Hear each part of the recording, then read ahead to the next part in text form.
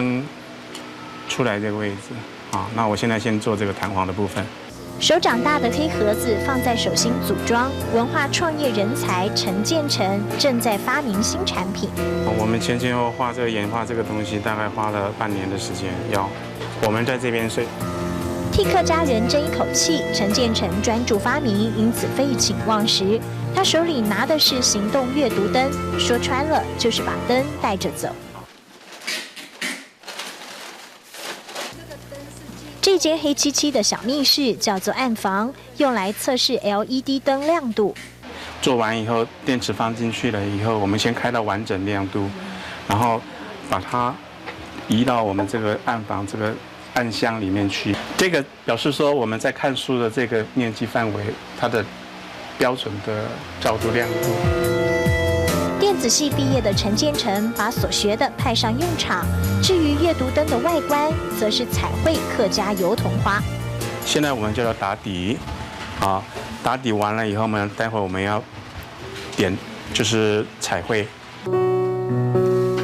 一支阅读灯全程手工制作，尽管再繁琐，也要坚持品质。看似内行人，其实陈建成的本行是卖参考书籍，4年前才转型。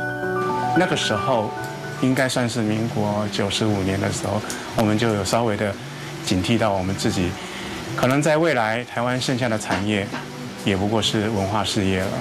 我如果把文化事业都丢了，那台湾的产业我相信也就没了。陈建成翻开笔记本，指着最初的构想，半年来不断修正，总算有结果。这支灯放在书本旁照亮，或者吸附在白板上，还申请专利，甚至赢得产品设计奖。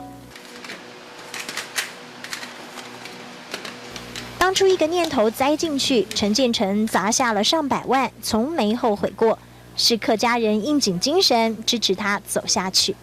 他可以代表我们客家的精神。什么？为什么？因为我是客家人，我的颈子很硬，叫做硬颈。把光亮带着走，小小发想，半年实现。陈建成以客家坚毅圆梦，当暗房里油桐花发光，也点亮了我的感动时刻。